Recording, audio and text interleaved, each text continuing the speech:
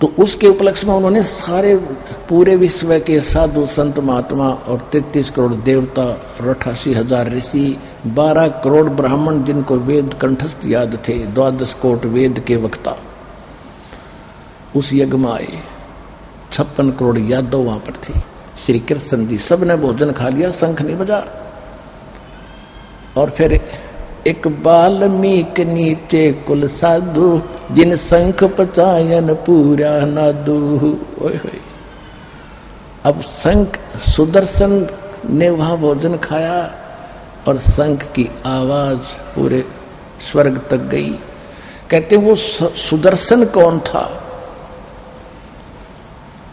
अब जो सत्संग आज का चला था कि सत्संग सतगुरु करते हैं, भगवान कर सकते हैं, तो उस समय परमात्मा स्वयं करुणा में नाम से आए हुए थे।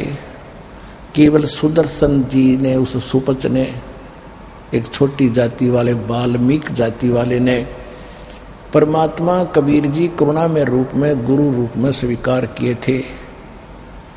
उन्होंने ये भक्ति की थी जो प्रथम 5 नाम की जो दास आपको देता है, वो तो बाद में फिर दिए जाते मंत्र लास्ट के, जब उसको पार ही करना था वो दिए थे। तो उस समय इन प्रथम मंत्रों की भक्ति वो कर रहा था। और वहां 33 करोड़ देवता, 88,000 ऋषि, 12 करोड़ ब्राह्मण आगे बैठ के थे। उनसे शंख यानी यज्ञ पूर्ण नहीं हुई थी।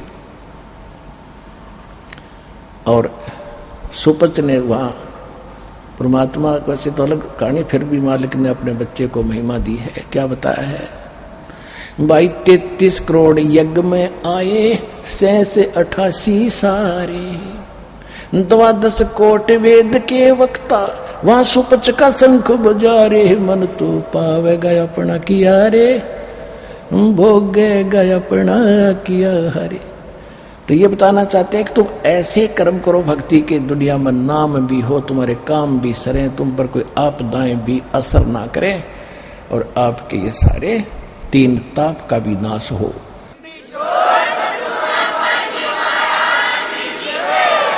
पांडवों के ऊपर 3 ताप का असर था। प्रेत आत्मा, प्रेत बाधाएं उनको सता रही थी। वो भी श्री कृष्ण जी से नहीं, उस परमात्मा के उस सतगुरु के साधक से, सुपच के भोजन करने से, और तब उनकी वो आपदा भी तब समाप्त हुई। तुम कौन राम का जपते जापम, तात कटे ना तीनों तापम, बंदी छोड़ हमारा नामम, अजर अमर है अस्थिर ठामम।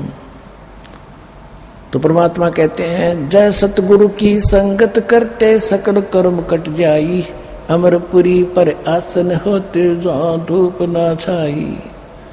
यानी जय सतगुरु की संगत, यानी सतगुरु मिल जाता तो ऐसी भक्ति करवाता, ना फिर पुनर्जन्म होता, सतलोक में चले जाते जहाँ सदा सुखी रहते। तो वो सतगुरु आज ये दास आपके सामने है।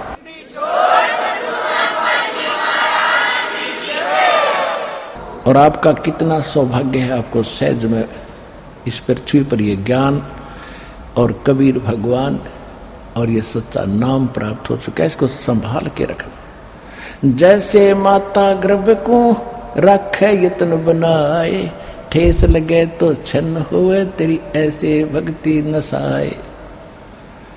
इस ज्ञान को, इस भक्ति को प्राप्त करके ये मर्यादा अवश्य पालन करना।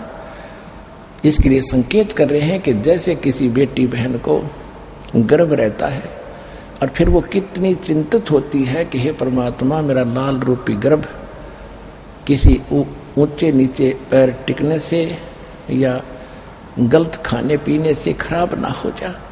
वो रात को भी जब करवट बदलती है, अचानक फड़क के उठती है, कहीं बच्चे पर दाब तो नहीं लगी, भगवान सतर्क होती है।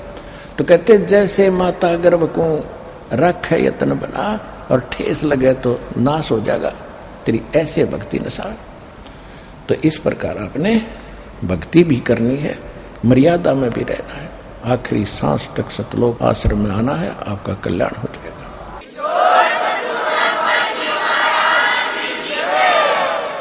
अब आपको भक्तों का अनुभव सुनाएंगे, परमात्मा ने उनको क्या क्या सुख दिए हैं। वैसे बाकी आप सभी परमात्मा की ये गिफ्ट तो आपको मिली हुई है। तकरीबन जिन सच्चे मन से मालिक को याद किया है, नाम लिया है, फिर भी सुनने से काफी लाभ होता है। ये अनुभव सुने भगवान से क्या लाभ प्राप्त हुआ। सत बहन जी नमस्कार। सत साहेब भगत। बहन जी क्या शुभ नाम है आप जी का? मेरा नाम अनीता है। बहन जी कहाँ से आए आप?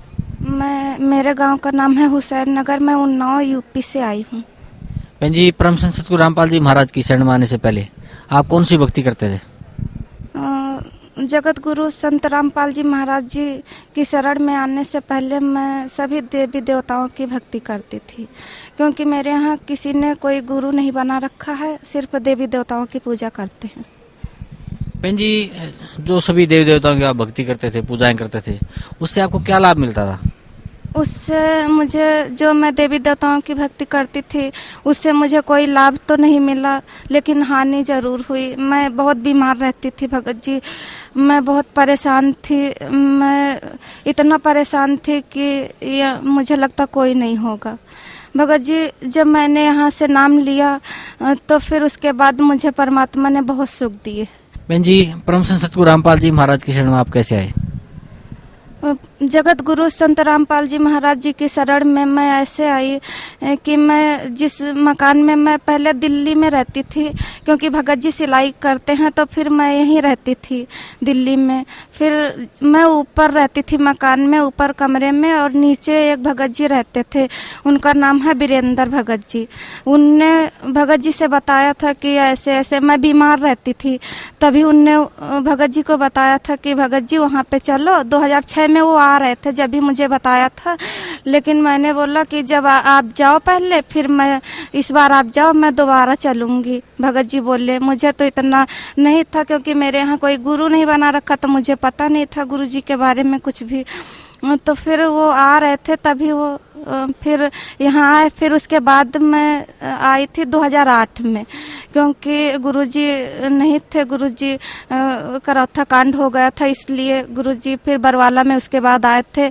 जब मैं आई तो भगत जी वो भक्ति करते थे, उनने किताब दी थी। गुरुजी जब जेल में थे, जब उनको भगत जी चर्चा में जाया करते थे, क्योंकि पहले 2006 में उनने बोला था कि चलो, फिर वो किताबें दी थी, तो किताबें गुरुजी की उनने पढ़ा था। मैं तो नहीं पढ़ती थी, क्योंकि मुझे कुछ नहीं पता था भक्ति के बारे में।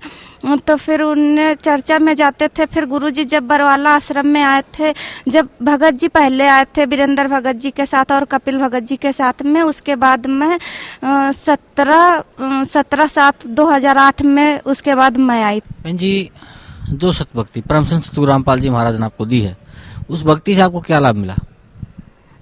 जगत गुरु संत रामपाल जी महाराज जी ने जो मुझे भक्ति दी है, उससे मुझे बहुत फायदा हुआ है, क्योंकि मैं पहले बहुत बीमार थी। मुझे पेचिस की शिकायत रहती थी, मैं पेट में मेरे बहुत दर्द होता था, और मैं जैसे दस्त के लिए जाती थी तो मैं चिल्लाती थी, और मैं खाना खाऊं या ना खाऊं, भूखे रहती थी, तब भी मैं दस्त के लिए बार बार जाती थी। मैं बहुत परेशान थी भगत जी। मैं तो इतना परेशान थी कि मैं ESI हॉस्पिटल जो है, उसमें मेरा 6 महीने का इलाज चला था। उसके बाद मैं सब दर्जन जो दिल्ली में हॉस्पिटल है, वहाँ पे भी मेरा 3 महीने, वहाँ से रायपुर हुआ था, फिर यहाँ 3 महीने का कोर्स था, वहाँ भी मैंने कोर्स के लिए जाती थी। और फिर मैंने नाम भी ले रखा था, गुरुजी से नाम लिया था, प्रथम मंत्र लिया था। उसके बाद ये जो मैंने यहाँ से मंत्र लिया, उधर इलाज भी चल रहा था।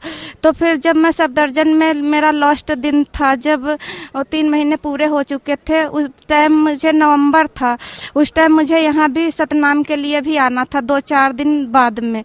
तो मैं जब लास्ट में गई तो डॉक्टर ने मुझे मना कर दिया था कि आपका कोई इलाज नहीं है। तो फिर मैं वहाँ रोने लग गई। मैंने बोला, डॉक्टर साहब इतने सब मरीज जो हैं ये ठीक हो जाते हैं, मेरे पेट का दर्द का आप मेरे पेट की कोई दवा नहीं है, मैं डॉक्टर साहब बहुत परेशान हूँ, कुछ लिख दो, कोई दवा लिख दो। फिर भगत जी उनने, डॉक्टर साहब ने लिखा था ORS जो होती है पाउडर, वो लिखा, बोले नीचे से ले लो। मैं नीचे आई तो फिर मैंने लिया, मैंने देखा कि ये तो दवा कोई है नहीं, ये जब दवा कोई नहीं फायदा कर रही थी तो ये क्या फायदा करेगा। तो फिर मैं रोने लग गई। मैं उससे फिर बाहर आई दवा लेके बस स्टॉप पे। भगत जी मेरे साथ में नहीं थे, क्योंकि भगत जी परेशान हो गए थे थे मेरी दवा करा करा के, तो वो मेरे साथ नहीं गए थे, बोल रहे थे आपको दिखा दिया, आप अकेली जाओ। तो मैंने बोला ठीक है। मैं ये भी सोचती थी कि अगर मैं भगत जी के जगह पे अगर मैं होती तो मैं भी यही कहती, क्योंकि मैं भी परेशान हो जाती। भगत जी ये भी बोलते थे, कभी कभी परेशान हो जाते थे कि एक दिन मैं कुछ दवा ले आऊं ऐसी जो जहर होता है, उसको हम सब चारों लोग खा लें और चारों लोग खा के सो जाएंगे, किसी को पता भी नहीं चलेगा कि क्या हुआ क्या नहीं हुआ, मैं क्या कर सकता हूँ, मैं कहाँ से क्या करूँ। तो फिर मैंने बोला, मैं फिर अकेली गई थी दवा लेने। फिर मैं बस स्टॉप पे जैसे आई वैसे वहाँ पे मेरा लग रहा था कि मेरे पेट में कैसा कैसा लग रहा था। मैं खाना खा के नहीं गई थी, क्योंकि मुझे ये भी डर रहता था कि कहीं पता नहीं डॉक्टर क्या लिख देंगे, क्या चेकअप लिख देंगे, तो मैं भूखी जाती थी। फिर मैं वहाँ पे जब बस स्टॉप पे आई तो मुझे मेरे पेट में अजीब अजीब हो रहा था। तो मुझे लग रहा था मैं कुछ खा लूँ नमकीन तो मेरा मन जो है वो बदल जाएगा। फिर मैंने 2 रुपए की मूंगफली के दाने लिए, क्योंकि मेरे पास पैसे इतने नहीं थे कि मैं ज़्यादा कुछ ले सकती थी। तो फिर मैंने 2 रुपए के मूंगफली के दाने जो नमक मिले होते वो मैंने लिया। उसके बाद मैंने पर्स पन्नी थी मोटी, उसमें मैंने सारे कागज़ लेके गई थी, पर्स भी ले गई थी। फिर वो पर्स उसी में मैंने पन्नी में डाल लिया कि बस आ रही है लाओ इसमें बैठ लूँ, फिर बाद में मैं निकाल लूँगी।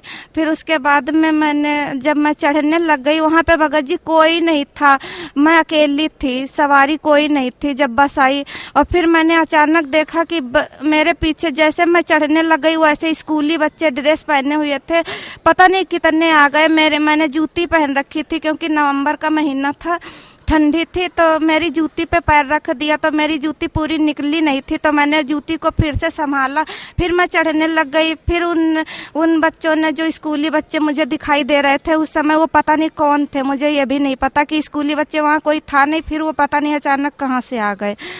फिर वो दोबारा से मेरी जूती पे पैर रख दिया तो मेरी जूती निकल गई। तो फिर मैंने छोड़ दिया वहाँ से जो मैं पकड़ रखी थी चढ़ने के लिए। फिर मैं उतर के फिर मैंने सोचा आगे से मैं चढ़ जाती हूँ। इतने में मेरे पैसे काट लिए उन बच्चों ने काट लिया, पता नहीं, मुझे ये नहीं पता किसने काट लिया, मैंने देख नहीं पाई। फिर मैं आगे से चढ़ी तो फिर चढ़ के मैं खड़ी थी, तभी कंडक्टर बोल रहा था कि पैसे दो पैसे दो। तो मैंने सोचा मुझे भी देने हैं पैसे, मैं भी निकाल के दे दूं। उस टाइम मेरे वहाँ, मैं पहले दिल्ली में रहती थी, लाल कुआं में रहती थी पहले, तो मैंने वहाँ से 10 रुपये पड़ते थे 2008 में। तो फिर मैंने सोचा मैं भी निकाल के दे दूं पैसे। फिर जैसे मैं ढूंढ रही थी पैसे, वो पर्स मेरी थी नहीं और मेरे जो कागज़ थे, जो चेकअप के कागज़ थे, वो धीरे निकल रहे थे थोड़े थोड़े, मुझे वो भी नहीं दिखाई दे रहा था कि ये मेरे कागज़ निकल रहे हैं। फिर एक बहन मेरे साथ में जो बैठी थी, मैं खड़ी थी, बैठी नहीं थी सीट पे, मैंने सोचा पैसे दे दूं तभी बैठूंगी। तो वो बहन बोली कि आपका ना ये देखो कागज़ निकल रहे हैं, आपकी जो पर्स थी वो जेब कतरों ने काट लिया। फिर मैंने उनसे बोला, कंडक्टर से मैंने कहा भैया मेरे जेब कट गई, मेरे पैसे कट गए, और चलो वहाँ पे जहाँ उतारोगे वहीं पे मेरे जान पहचान का होटल है, मैं वहाँ से लेके दे दूंगी। फिर उनने बोला कि ऐसे सब जेब कतरे बोलते हैं, खुद जेब चोरी करती हैं, दूसरे को बोलते हैं जेब काट लिया, ये कर लिया, और खुद काट लेती हैं। मैं चुपचाप सुनती रही। फिर मेरे मन में एकदम से आया, पता नहीं, मुझे भक्ति के बारे में ज़्यादा पता नहीं था क्योंकि मैं नई नाम ले रखा था पहली बार यहाँ जगत गुरु रामपाल जी महाराज से। तो मेरे अचानक मन में आया कि मैं पहले मंत्र मिला था तो मुझे लगा कि मैं मंत्र जाप करूं, तो मैं मंत्र जाप करने लग गई। फिर वो बहन जो मेरे साथ में बैठी थी और वो कंडक्टर तो चिल्ला रहा था कि वो अपने की जेब कतरे हैं, ये है वो है, ये ऐसी झूठ बोलती हैं। तो वो जो मेरी बहन बैठी थी मेरे साथ में, वो पता नहीं कौन थी, मैं उसको जानती नहीं थी, उसने पैसों से भरा पर्स मेरे हाथ में ऐसे करने लग गई, बोल रही बहन ले लो, पैदल मत जाना। मैंने कहा दीदी मुझे 10 रुपये चाहिए बस, और कुछ नहीं चाहिए। फिर उसने 10 रुपये कंडक्टर को दिया, बोली वो बहन की बक मत कर, किसी की जान लेगा कि पैसे लेगा ना, पैसे ले। फिर वो मेरे से बोल रही कि पैदल मत जाना बहन, और रिक्शा कर लेना, ऑटो कर लेना। मैंने कहा दीदी मुझे 10 रुपये की ज़रूरत थी क्योंकि मुझे कोई पैदल नहीं चलना पड़ता, वहाँ से थोड़ी दूर पे मेरा घर है और मुझे पैदल नहीं चलना, ऑटो नहीं करना है, पैसे बस मेरी इतनी ज़रूरत थी, मैंने ले लिया।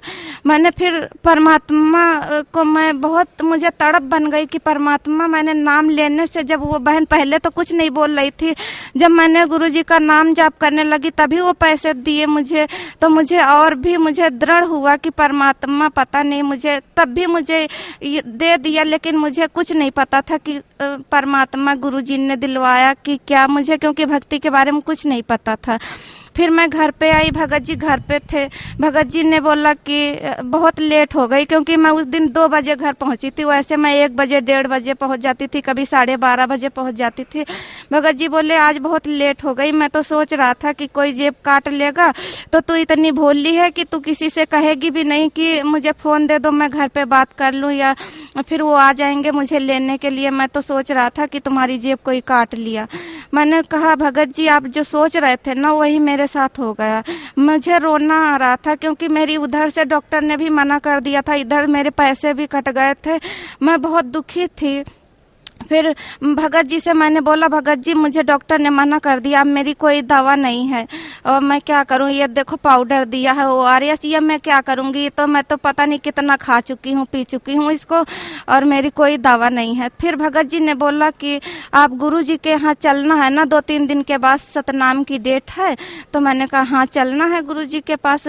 तो बोले कि गुरुजी से प्रार्थना करना। तब मुझे ये भी नहीं पता था कि मैं गुरुजी से कैसे प्रार्थना करूंगी, क्योंकि मुझे कुछ नहीं पता था। फिर मैंने कहा मैं तो गुरुजी से बोल भी नहीं सकती हूँ, क्योंकि मेरी आवाज़ नहीं आती वहाँ पे, मैं क्या बोलूँगी, मुझे कुछ नहीं पता कैसे पहले बोला जाता, फिर गुरुजी से कैसे बात करी जाती। वो बोले ना कि भगत जी बोले कि जब आप दंडवत करती हो ना, जब ही बोलना कि परमात्मा जब मेरा शरीर सही होगा तभी मैं भक्ति कर पाऊंगी, नहीं तो मैं भक्ति नहीं कर पाऊंगी। और डॉक्टर ने भी जवाब दे दिया है, परमात्मा अब आप ही